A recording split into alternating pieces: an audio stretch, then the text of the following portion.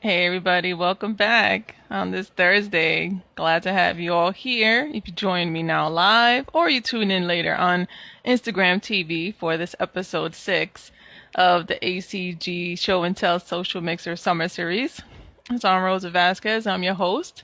And if you are new to this Social Mixer Show and Tell, this is a space where anyone that's a fan, a creative, a performer, just a lover of anime, comic, and gaming genre, cosplay. There's the space for you to mix and mingle with some of my virtual guests, ask us a few questions, just chill and chillax vibes, you know, something we need over this summer, and give it a shot. So if I didn't do this last week, I want to thank each and every one of you who have been tuning in, whether it's live on Instagram every Thursday at 7, some Saturdays, or you've been tuning in on Instagram TV and watching the episodes that are up there. So thank you from the bottom of my heart.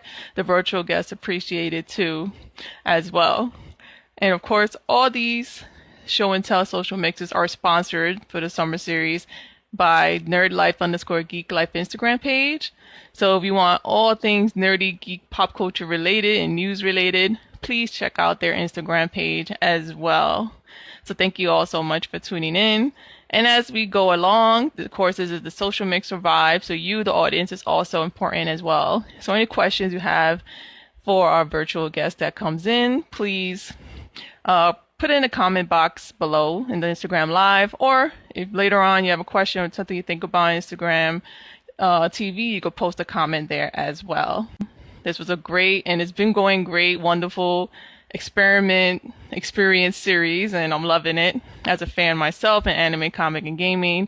And it's something we need as local creatives and fans and performers in the genre, just to get our voices heard and know that there are people maybe just around the corner from us who are also into this genre as well, and see how we could fit and help each other in this community. So I'm going to be bringing in my next guest.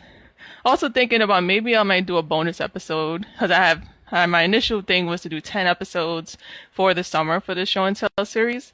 Thinking about throwing in a bonus episode. If you'd like to see that, let me know in the comments. See if that's something you want to see in some way, just to wrap up this summer series.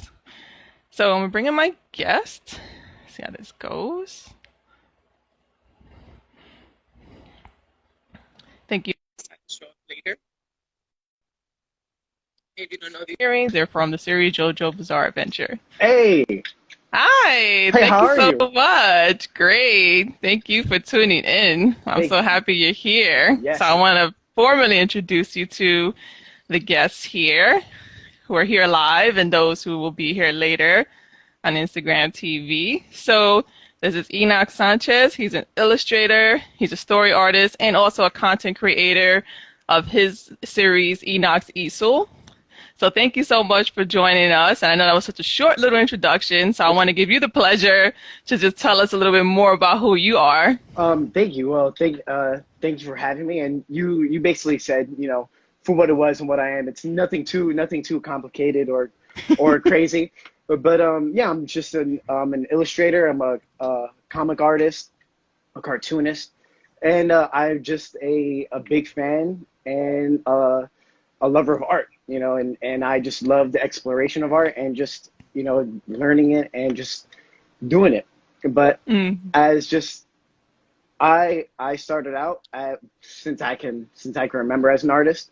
Since I think the first thing I've ever drawn was a small drawing of Tony Stark, and it was Mm. awful, obviously awful drawing, but just kept doing it, just kept because I just loved it so much, and Mm-hmm.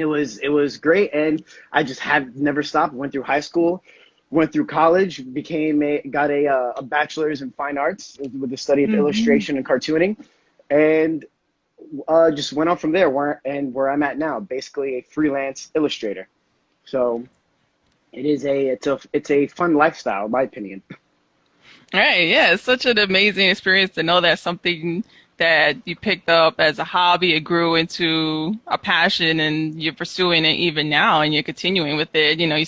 like you were going to talk about later, just discipline and dedication that Absolutely. you have to it, you know, and how you're expanding your art as you go as well. And of course, something I spoke about with previous guests of mine is just the idea of practice, just to keep practicing as Yep. well. Yeah, it's it's truly the key. It's truly the key. Like I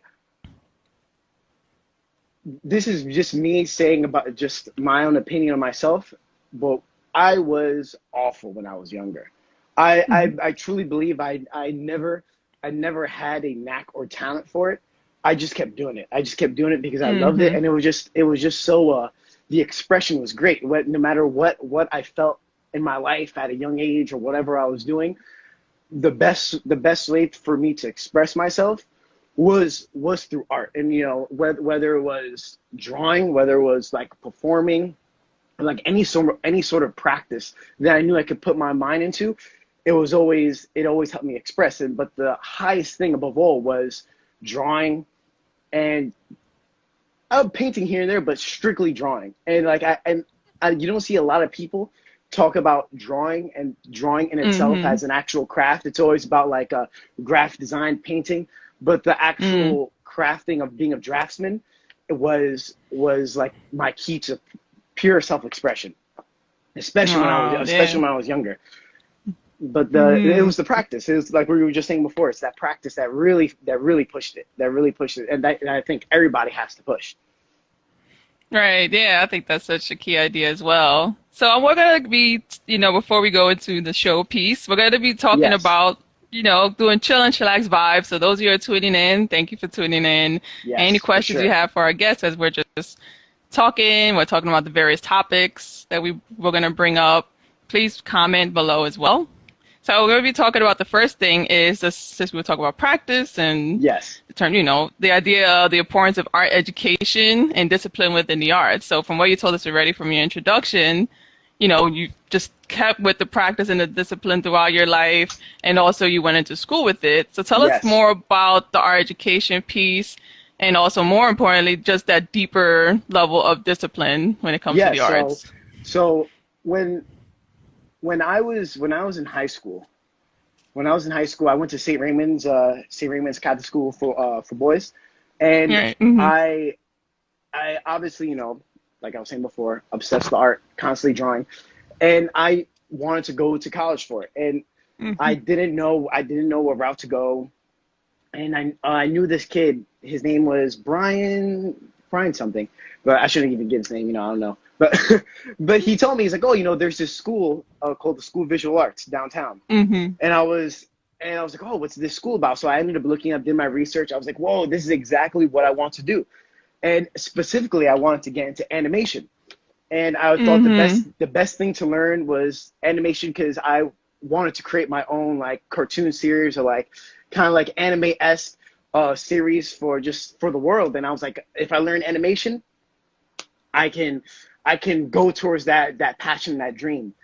So graduated high school, got accepted into School of Visual Arts, and I was in this new realm of the art world and just art education, and realized I realized at that moment when I started meeting other artists, Mm-hmm. within the first month, like September, I was drastically different from Mm-hmm. everyone. My skill level was so low compared to everyone else's, and I was like, oh my god, I was so nervous. I was so nervous, Mm-hmm. like, how am I supposed to compete with these people? And no one was mean. The atmosphere was actually the complete opposite. Everybody was extremely friendly, but it just had that. I just had that awareness of like, wow, I'm not on the level of these people, and like kind of had that heavy anxiety of, am I Mm-hmm. even good enough? Am I good enough for this college? Mm-hmm. Which would a school of visual arts was supposed to be known as, if not still, one of the best schools in the country for Right. art. So I'm like, Mm-hmm. I'm nowhere on the level of these people, and I was learning animation, and I'm trying to understand these certain techniques in this craft.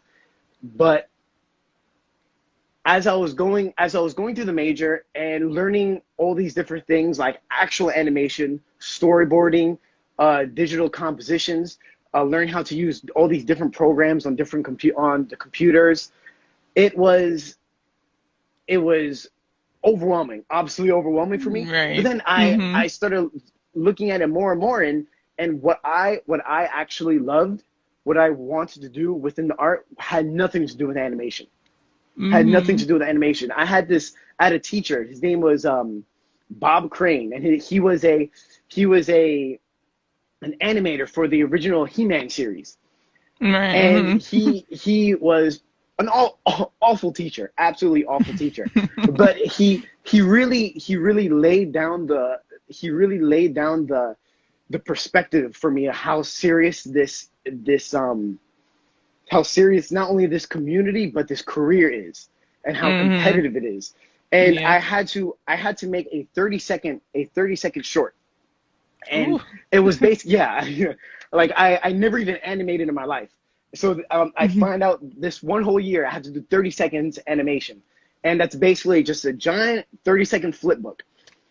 And I was like, okay, Mhm. no problem, let's do this. And when I finally actually got to doing it, I discovered how much I hated it. How much I Mm. hated like having to draw every single picture back to back, almost the same thing constantly, just to Mm. have one person grab something, grab a some sort of ball, some sort of object.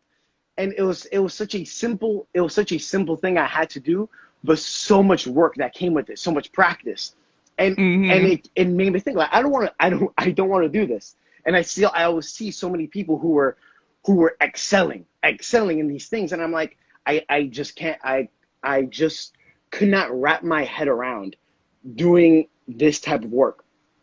So I ended up speaking to him about it, and while I was doing my project, he was looking at my project, and he looked at me and looked back at the work, looked at me again, and was like, he said, honest to God, I'm going to tell you the truth. If you keep this up, you're not going to make it. You're not going to Mhm. make it in this business at all. And that blew my mind. Like, Mm. I just stood there like, are you serious? It's like, I asked him why. He just said, this isn't good. This isn't good. You don't have time. Your timing is incorrect. You don't, he told me, I don't respect my characters that I create. He's like, your lines are constantly wobbly. You're making these characters are like walking, but their shapes are constantly changing. And he's saying these things that I never really digested, but Mm. at the same time, he never taught. Right. So I'm Mhm. standing there, I'm looking at him, and I'm like, whoa, I never thought of these things that he's never mentioned to me as well. So it was almost like I was already supposed to have these ideas in my head. Mhm. But as he said that, I was like, okay, I'm like, this, you know what? F this guy. I'm gonna do this. I'm gonna finish this. So I ended up finishing the project, the 30-second short. It was awful. I don't even know. It's somewhere in the abyss of like my work. I don't even know where So it that was it's. like it's terrible teaching, Oh, but that moment was like that caught you to be like maybe it sparked a flame, inside you. Like what? yeah, exactly. It was, even though he had awful teaching, he knew the business and he was very good at what he did. So Right. even though he was an awful teacher, he was he was an incredible craftsman. And so I knew I can, even though he was awful at teaching, I knew I could take his word for it, for what he was Right. saying. Mhm. So I'm like, I'm gonna get this done. And I ended up finishing it. But as I was getting towards the last quarter of finishing the short, I came to the conclusion that I don't want to do this. I don't want to do animation. I'm like, there must be something. There must be something in within the realm of art that I can enter. And then one of my friends, a really good artist, he told me, he was like, bro, why don't you do comic books? He's like, I look at your work. He's like, your work is 100% like comic book worthy. He's like, Mhm. and he was telling me how, you work on so many details. You get so detailed with your work. You try to get things very crisp, but Mm. he's like, you can't worry about that in animation. Animation is not about details. Right. Mhm. Animation is about making things move. And Right. such simple words. Through my whole first year, no one told me. No one told me those things. And Mhm. I'm and it blew my mind. I'm like, okay. And everything started to click. Like, and the puzzle pieces started coming together in my head. I'm like, okay, yes, this makes sense. I am not about this. I should let me look into cartooning and illustration. And then I started discovering new artists, like professional artists that were illustrators, that were comic book artists. And Mhm. I obviously found, since I went to an art school, that they had that major. And Mhm. I'm like, I'm freaking transferred. FNMH, I'm not doing this anymore. Although I completely respect it, and everybody, there's, as you know, you've seen anime out there and the cartoons that have beautiful, beautiful work. But it's such an acquired taste to be able to do something like that, to create something that amazing. It just wasn't on my palate whatsoever. And So it's like you said, the industry is very, just seeing how the manga industry is, especially with anime. When it had to yeah, shift to anime, it's very yes, rushed. And you could tell when it transitions, like some of the artwork and the lines are like so flat, you so know? flat, so flat. And like, for speaking on that, I'm a big Dragon Ball fan, and Right, yeah. I remember watching when Dragon Ball Super came out, the third installment. I was just like, the first season, I'm just like, this is awful Oh, yeah, artwork, those, awful yeah. artwork. I'm like, my God, and I love Dragon Ball, so I didn't care. I would throw it over my head. I'll still watch it. But as an artist, you're looking at it like, God damn, what are these? What are these people doing? But it's that exact same thing as you said. They're rushing, trying to produce this content, but the lack of craftsmanship is just not there. And Hmm. you end up getting weak content, and then you get a whole a whole meme source where people are just making fun of all this art, and just people just constantly making fun of it through the internet. And Hmm. it can really destroy someone's content. So, Hmm. but speaking on that, like, I never wanted to be that person. Hmm. Never wanted to be that person. And it was also the idea of being like this cog in a bigger machine that I didn't want to be a part of. Like, I wanted to be able to make my own work, just get better at what I do, and just show my work to the world, and not have this giant team that I'm behind. I wouldn't mind, not saying that I wouldn't mind being in a team, but at that moment in my life, like, I needed to work on my own work. Right, So, it was feeling sort of like an assembly line. Like if you would have stood on there, you're yep, just doing your piece and then passing it yeah, on, and it's a constant thing. I totally yes, get you with that. I can't do that. And I remember teachers, professors used to tell us how, um, one of actually a great, my storyboard teacher, who was probably one of the best teachers I had through my 5 years. His name was Bob Camp. He was one of the creators for Ren and Stimpy, and Yeah. he was saying how awful it was, how awful it was.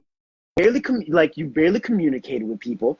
It's like someone would make USB, and you put the USB in your computer. You didn't know what it was. They just told you what you had to animate. You would just animate a leaf just falling down to the ground, and that was your job. You Mm. animated the leaf falling down. You save it on the USB. You pass it to the next person, and then the cycle continues. You Mhm. create a beautiful piece of work.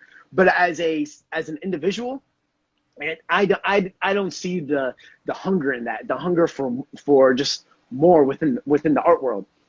But Mhm. and me realizing that, I transferred and went to illustration and cartooning, and that's where it absolutely blossomed for me. And then Mhm. I truly started understanding what the more I wanted, and how much I had to do. Mhm. And it was this it was almost like a hunger that I had to get better, because I knew this was the path I had to go down. And it was like, Mhm. I found the road. Now I just have to pave it. So Mhm. it's I ended up getting into this major. I met a lot of awesome artists and a lot of awesome teachers, and they taught so much. They taught absolutely so much, from just overall compositions, from when it came to comic books, when it came to panel work, panel to Mhm. panel relationships, page to page relationships, all these things that I never thought, but I was so hungry to learn and so hungry to Mhm. understand. And like I said before, I was awful. I was absolutely awful. And one of the other professors I had, he also said, he also said, like, oh, you're not that great. I'm gonna be honest with you. You're really not that good. But he's like, if you're interested, if you know you're diligent and you work, you'll get it done. And his name was Klaus. His name was Klaus Janson. He worked with Frank Miller, and he was one of the big artists for Dark Knight. So Right. like once Mm-hmm. I saw who this guy was, I'm like, listen to this guy. This guy knows Mm-hmm. exactly what he's talking about. And he would almost every class kind of give like life lessons. Like it was beyond just drawing and making art, but more about just individual responsibility when it came to just craftsmanship, and about how the amount of work that you have to put in, the constant work that you always have to put, the constant dedication, the constant practice, and the constant sacrifice that you have to put. Like if you want to enter this field, you have to pay attention to what you're doing, be very precise, and be very intentional with everything you do. If you lose the Mm-hmm. intention, you lose yourself, and then you fade away. You fade away like just like an ember. And Mm-hmm. and it just stuck. It just absolutely stuck with me. I'm like, and even though he told me that I wasn't that great in the beginning of the class, I just kept going. I just kept going. I kept going, and I kept getting better, and I kept getting better. And he said that. He said it to me like, you're absolutely getting there. You're picking up the pace. Just keep going with it. Just keep going. And even when I finished that class, he told me, just keep doing the same thing. Just keep it up. And I started noticing it was the same. It was the same words that almost every single teacher had. Every single teacher always said the same things: intention, sacrifice, and practice. And Mm-hmm. it was so important. It was such an important thing. I wish it was taught to me when I was younger Right. about those things, and Mm-hmm. instead of just having fun with it. And of course, having fun is a major part, because you got to have fun while you're doing it. But it was just this idea of paying attention to what you do and being very careful and constantly paying attention and just having that thought process. And throughout the years, the year after that, I ended up making more work, and I just noticed myself just getting better. Like it wasn't high tier like some of my other classmates. Like a lot of classmates had really really good stuff, and Mm-hmm. but at first, like I was saying, in my first year, I was getting an absolute anxiety over like The I'm not. comparing, Yeah, right? exactly. And as I got older, you can't do that. You just can't, Right. because Mm-hmm. Of once you start course. comparing yourself, you go down a deep spiral. And yourself, you're like, I can't do, like I'm not like that person. I'm not like that. But once you wipe that out and you just want to get better, you see that progress. You absolutely see that progress. And by the time I had my fifth year, because since I had that first year of animation and I had to transfer, they made me do a whole year all over again, Mm-hmm. which killed me in student loans, but Mm-hmm. which was absolutely worth it, because Mm-hmm. I had to almost redo my foundation, which is I believe is what you have to, which is what you should do. If your foundation is shaky, you have to clean the whole thing up Yes. to bring it back up.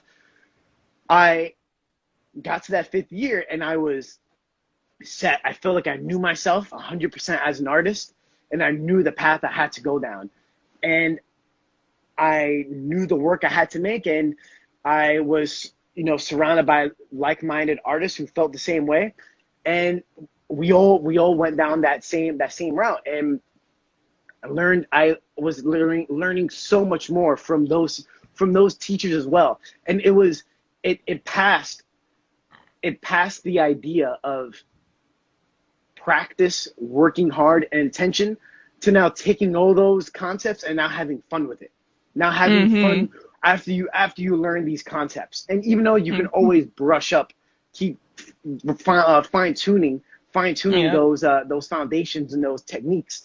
Now it's time to have fun with it. And when you start having fun, that's when you finally start So I think creating. what you said was so important, and I think you already came in with your own idea of discipline when it comes to taking the criticism Yep. and not crumbling over it, and also not comparing yourself, and then also taking that sense of perspective, having that open perspective as well. Yes. And then you talk. So I want to know about that, and also the other. Then like you grew well throughout your years, especially the foundation, and knowing that you have that small circle support system. Hmm. So how did you take those things and build into that discipline of being a draftsman, and also in the craft work as well? Um, well,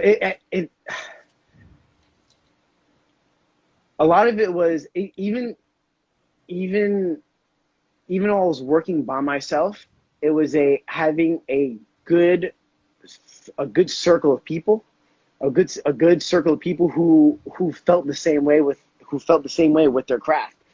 Um, I have a good friend of mine, who is a video editor. Mm-hmm. We and a videographer. We used to talk about it a lot, and it was like this. Mm-hmm. We always used to like kind of reinforce those concepts to each other. It's like when we're working, Mm. we'll always like tell each other. Accountability, yeah, that's Exactly, good. exactly. And it was almost like it was a relationship. Like, oh, are you gonna do this? Like, oh yeah, man, Mm-hmm. I want to work this. I want to do this. I want to get this done. I'm trying to finish this piece by next week. Next week comes like, oh, by the way, how that come out. And, Mm-hmm. at younger Right. times, I'm like, oh, I didn't finish it. And then we kind of get into Mm. that conversation about like, why didn't we finish it? Why didn't we get it done? And that was a big issue I had when I was younger. It's Mm. just Mm-hmm. not finishing my stuff and Mm. just wanting to move on. But Mm. it was that support system and friendship, and just having the people who see the same way around you, that that help you build and realize where you're lacking and where you're not. And it becomes a nice duality with each other, with other friends, people who are just around you. So you always have your mind there. It's always crisp. You always know that you have to keep fixing. It's like a blade. You have to keep sharpening the blade, make it sharp so it can be used. And Mm-hmm. I feel like if you don't have it, if you don't think about that yourself, you have to always have people around you to always help you recognize it, to get it better. Mm-hmm. And that just comes with the discipline, with the practice. And if the discipline isn't there to want to get it done, then you're gonna fall apart. It's Mm-hmm. gonna fall apart no matter what. And to me personally, for the amount of work I have done, and I continue to do, I discipline is part of the most important thing. The most important thing that Mm-hmm. you should always have when it comes to making any type of work. I see, especially on Instagram, I see a lot of artists who I've been getting to know through Instagram, who I see putting heavy work in, and it's that discipline of constantly getting better. And it's very igniting to see that, and like, yeah, they're doing it, they're working hard. I can work hard just as much as them, and you keep increasing. But then I also see a side of people who are trying to showcase artwork that you can tell has a true lack of discipline in it. And it sounds mean. It definitely sounds very mean to say, but I feel like there's a big portion of an art community through the internet that really doesn't show that discipline, that hard work, that stress that you have to put in, that blood, sweat, and tears. And when you put that blood, sweat, and tears into that work to get the craft right, you can see the people who don't. Mm-hmm. It makes it That's where the line is starting to that's when the line is created, where which are the bad artists and which are the good Mm-hmm. artists. And Mm-hmm. at that line, I feel like that line always has to be there. Because if that line isn't there, people start falling back and forth, and people start using the excuse of, oh, this is art, this is what it's supposed to be. You can't really judge it for what it is. And I can see that arguing point. But you can, as someone who puts in work, and anybody who puts in work, they can very well tell that you just wanna have that name, like, oh, I made this. I am Mhm. trying to be like this intelligent artist. And in my school, I saw a shit ton of that, a shit Yep, ton of I that could as well. imagine. Yep. It, and I noticed a lot in the fine art department in my school. Mhm. There was a lot of artists who put in heavy work, and there was just this other artists who would do like the the the typical James James Pollock, I believe that's his name. I don't want to say his name incorrectly, but they're throwing paint. They're throwing paint on the Yes. canvas, and James Pollock was like he knew what he was doing. Like he was high Right. tier enough to know his composition and know where he's throwing his paint. But then Mhm. I see these students who are just doing the exact same thing, and it's awful. It's just It's awful. missing that substance. Yeah. Yeah, it's missing that substance. You're just throwing things on it, just wanting to create something. And yeah, there's you nothing wrong with creating stuff. Nothing wrong, but you got to pay attention. You got to pay attention. That was all the things that was the thing that all the teachers were saying. And that's the most important part that you have to teach. That you have to teach students when they're making art is know what you're doing. Don't just do it because you can do it. Because anybody Mm. can do anything. You have to Mhm. know how to do it though. And Mhm. it used to blow my mind. It used to blow my mind seeing that, and it's specifically in the fine art part of my school. Mhm. But the the the other side of it though was there were definitely a lot of disciplined fine artists, and but some of the teachers would not pay attention to that line of good art and bad Mm. art. They would be soft. They'd be very soft about critiquing and telling someone Mm. this is not good. This is not good. This is bad. Mhm. But when I was in my illustration classes, they will tell you this is awful, this is not good at all, but then they'll tell this person this is really good. And I never understood why. It Mhm. was so confusing. I'm like, we're all on the same plate here, we're all trying to do the same Mm. thing. Why is it that these fine art kids are not, or students, I shouldn't say kids, they're adults, uh these fine art students not getting the same hard critiques that people who were in my major in my classes were getting. And it kind of got me upset. It got me upset because I'm over here like really trying to make things for this class, and the fine art teacher is looking at it like, oh wow, okay, this is nice, this is nice. But then the kid who's throwing just random stuff, it's like, wow, there's so much emotion in it. Like I could see all this stuff. I could see all this passion in it. I'm like, yeah, there's definitely passion in it, but where was my passion? Where was my passion Mhm. when I was doing the exact same thing? But they're Yeah, it just, starts from the inside out. So if like you said, the exactly. foundation, or if that circle of the department, if the teachers or the head of the department is not even caring, it's just gonna trickle down to the Yes. students. So it doesn't leave that good, long-lasting impression, interpretation, even the cold, honest truth that sometimes they need to hear Yeah. to grow, because it's not in a negative context, and it's Exactly. like you have the discipline of that open critique in that perspective of seeing that this is criticism in a perspective that's going to make me grow, Yes. going to enlighten me. Exactly. And it's so true. It's such a true fact. And I maybe it's with the times and people being more sensitive on certain topics and certain things. But there was just like this bubble of heavy sensitivity that people had, and teachers would just feed into it. They're absolutely feeding into that sensitivity, and it's like that's not what we're here for. We're not here. Hmm. We're here to get better. And I had my I had my guts ripped apart from teachers. But you have these other teachers who are telling kids like, well, this is really good. I like where you're going with this. Just keep it up. Just keep it up. And it was almost like a pat on the shoulder. And I find that so Mm. disrespectful. Yeah. It's such a disrespectful thing to do. Right. And that's, I feel like that's the important part of the education, is that truth.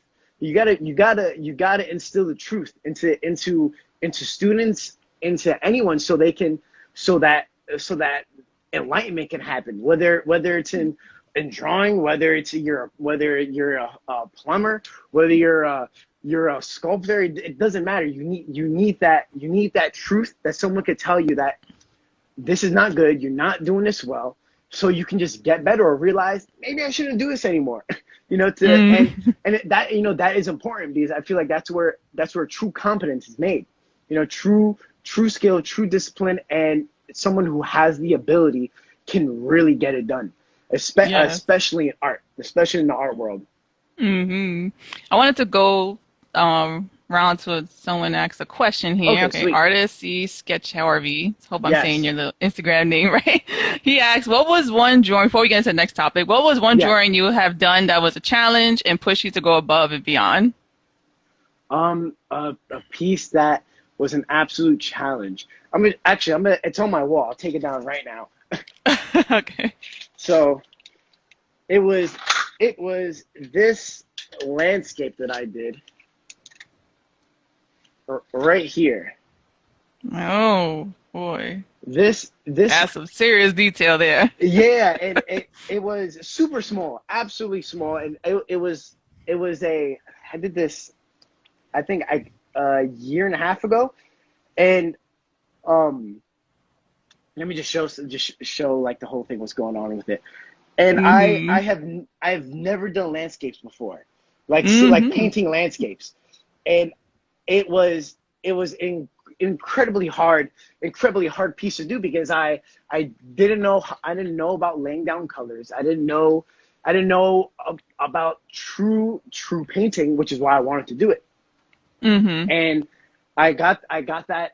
I was in the Met, and I was walking through the Met, and this was kind of like when I wanted to like start understanding how to paint, because if there's something that's beautiful at the Met, not I'm sorry, not the Met, the Museum of Natural History. Right. Mm-hmm. If there's something beautiful about the Museum of Natural History, it's the backgrounds where the Right. animals are placed. Yeah, I noticed that Those too. I they always thought are I was like, I'm only like everyone's noticing the front, but I'm like, those details, right? That's so Yeah, important. crazy, absolutely crazy. And I was there with one of my friends, and we're looking at them, and we're like, my God, like it's so much more fascinating than the animals that are in front. And Mm-hmm. it just gave me that feeling, like, I want to see if I can paint something like that. Mm-hmm. So I took a picture. I took a picture of one of the, what was it? It was I think it was some type of deer. I don't know. The specifics don't matter, but the background was beautiful, and I'm like, I want to paint that. I want to see how to tackle Mm-hmm. it. So brought it home, and I did not want to put it on the big paper. I put it on this small watercolor paper square, and I Mm-hmm. just started from there. And it was incredibly challenging, thinking about just where how to lay down the paint, how to lay down the shapes, and not to use any pencil whatsoever. Use no pencil, Wow. purely brushes.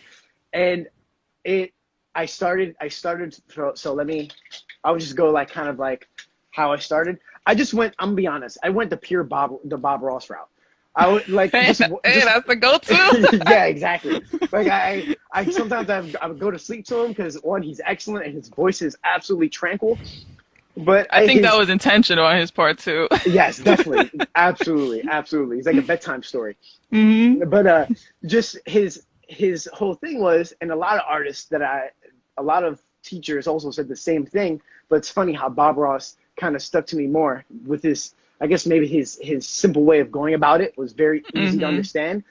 It was just start all the way from the back, all the way back Mm-hmm. from these colors here, and just paint this same color all the way through, and just start layering everything on top of it more and more. Mm-hmm. Starting with the hills, then getting to the shapes of the trees, then the small little, like, just throwing the shapes in there of colors, then just Mm-hmm. putting the water in there.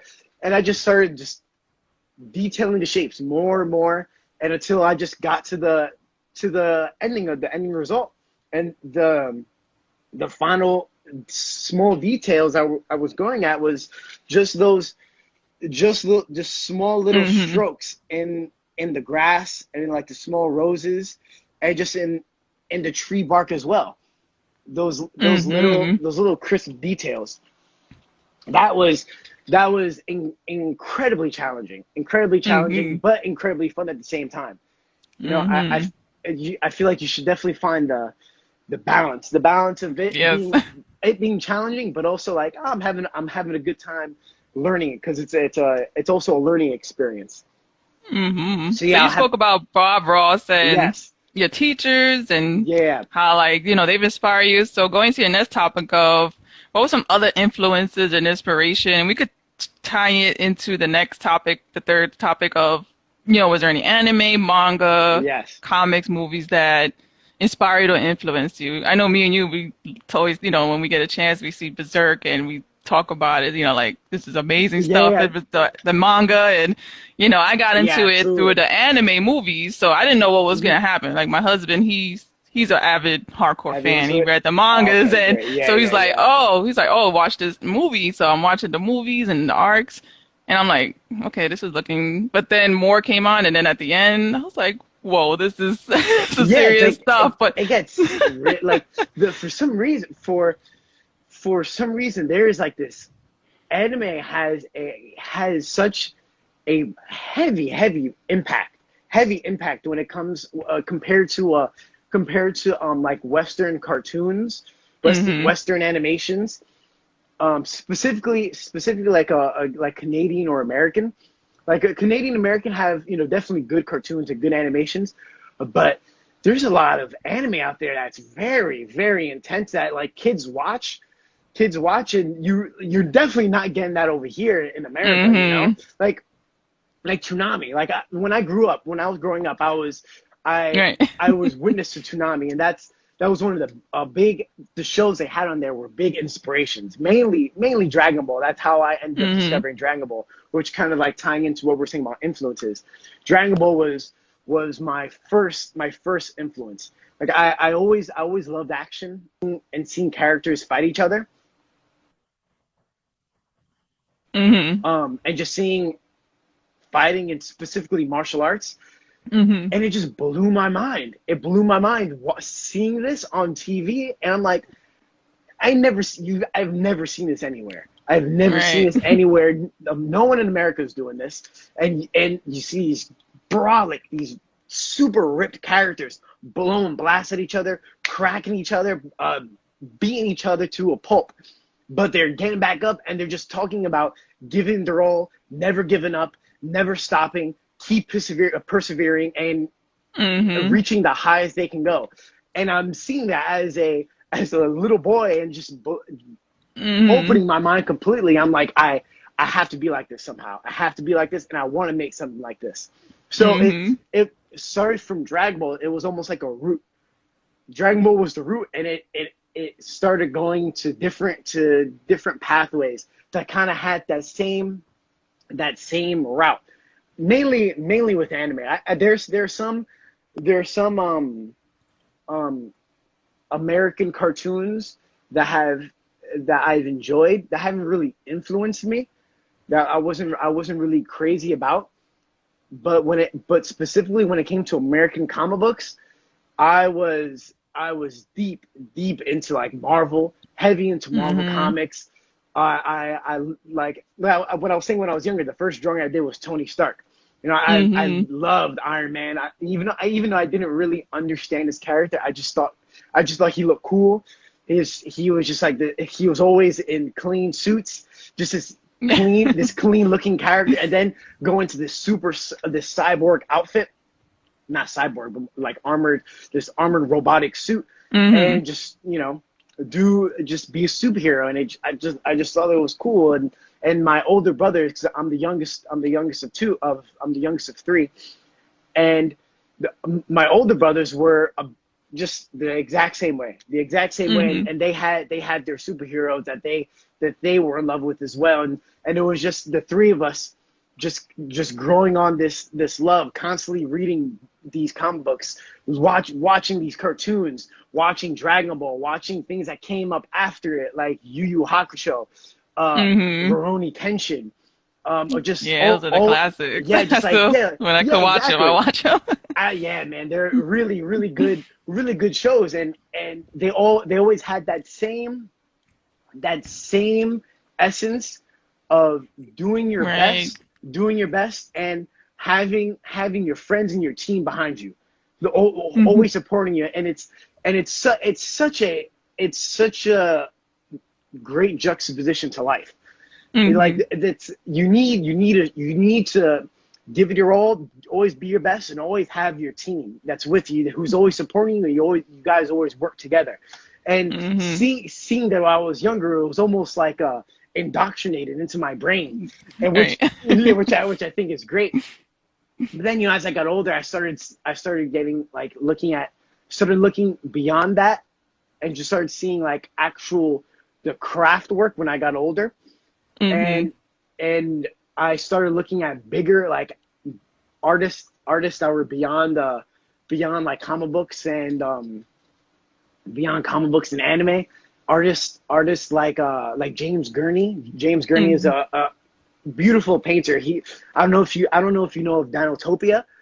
Yeah. Hmm. Yes, yeah, he was a big painter for it. He had absolutely beautiful fantasy work, fantasy and Hmm. sci-fi work. His work was absolute inspiration. Just when it came to like color placing, his his shapes, his composition. Um, other artists like um another fantasy painter. His name is Donato Giancola, and Hmm. he has a beautiful fantasy work as well. He was a big painter for the Tolkien series with Lord of the Rings, The Hobbit, Right. all of it. Hmm. His paintings were incredible. He worked on things like composition, patterns, lighting, all these things that I never thought about when I was younger. But when I got older, and when I was getting to graduating, these were the things I finally started to take in when it came to illustration work and just making Hmm. single pieces, and Hmm. seeing all these little intricate details that these artists are including that make them professional compared to like amateur artists. And Right. it was seeing what these artists were doing that was making them high level, and trying to incorporate them as well. um but like I've had those artists that I feel like were big influences. um Other influences besides artists that I've had are like writers, big writers like H.P. Lovecraft. H.P. Hmm. Lovecraft is a big influence of mine when it comes to content and storytelling. Hmm. Um, Which is who amazing as well for you, because I gotta thank you, because last Halloween you Yes, did a little book for me for yes, my Halloween social mixer, and that was amazing because I thought it was just gonna be like the monsters and stuff and the characters that yeah. you were drawing, but when you put a story with them, I was amazed. Like, wow, this is Thank you. like Yeah, actual storytelling to get to connect to these characters, even though they're just little blurbs and vignettes. exactly. Like Yeah. that's amazing. Like I want to know more about that inspiration, or where did you find inspiration to do mix that storytelling Yeah, with your content? it coming. It's I feel like that was pure, that relationship of words and pictures, that this what basically what comics do. It's That's the idea of like sequential art, where you have pictures next to pictures that tell a story, or these words with these pictures, and you have these two things together, and they they create so much more. They create so much more. And when I was making that at the time, I was I was in the process of reading like H.P. Lovecraft stories, Uh huh. and seeing how he described these monsters and these and these creatures. Mhm. I'm sorry. Give me a second. Mhm. Have to charge the phone. No problem. Don't want this No conversation to just problem. So bleed. as he's charging his Yes, phone. So I thank you all for tuning in. And any questions you do have, please leave them in the comment box, or also on Instagram TV as well. sweet. So yeah. Sorry about that. It's Um, okay. I was in the midst of reading about H.P. Lovecraft and reading his work, and it's a very very mind blowing stuff, like very, very cosmic horror, things that are Yeah. really beyond. And his descriptions of these creatures and these situations, and not only the creatures, but how people felt about seeing these creatures and their emotions was Mhm.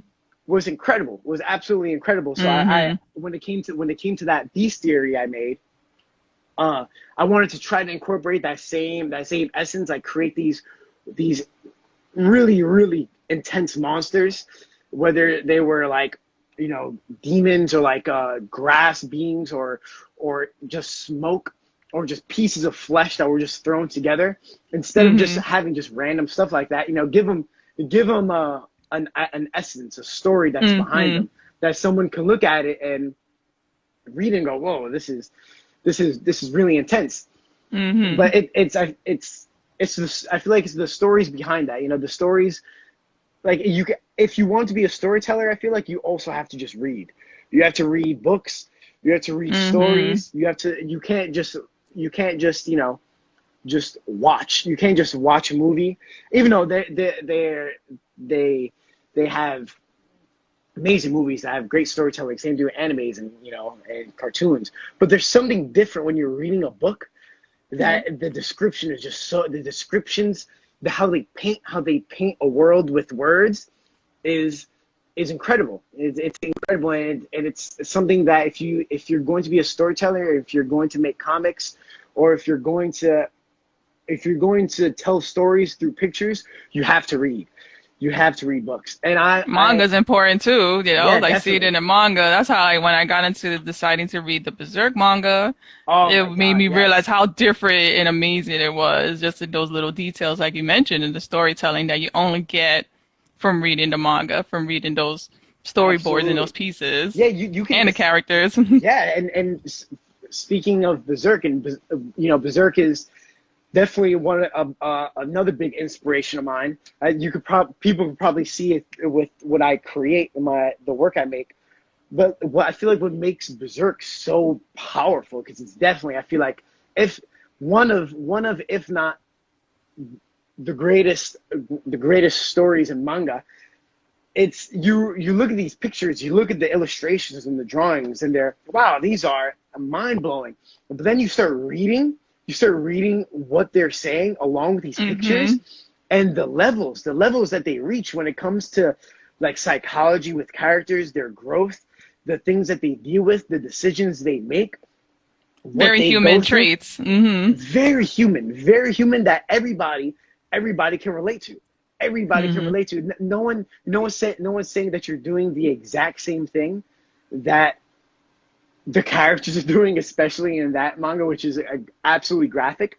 But it's their decisions and their sacrifices and their choices that they make, that you can Mm. definitely see within yourself, and relate that to real life. And I think that's good storytelling, and that's good writing, when someone can take that piece of work, read it, and really, and almost like in a subconscious level, get hit with their own reality at the same time while they're going through it. Mhm.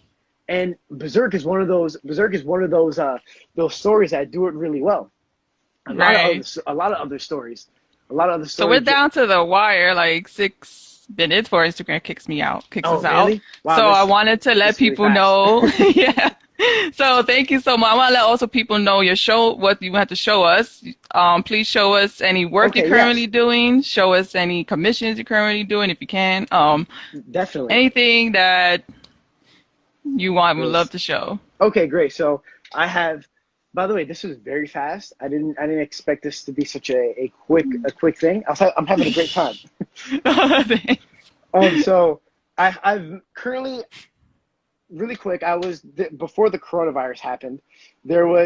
I was supposed to be in Comic Con, the Brooklyn Comic Con recently, but Right, yeah. it obviously never worked out. But thankfully, Hmm. I've had this time to make more work, and because of it, I've been working on this comic I've been making, and I would like to just show some pages of, like, what I've been going through, so you can get a glimpse of it. So this Great. is this is what I've been working with so far. Mm. So Mm. this is some work right now. it's gonna be manga based, so it's gonna be right to left. Mm-hmm.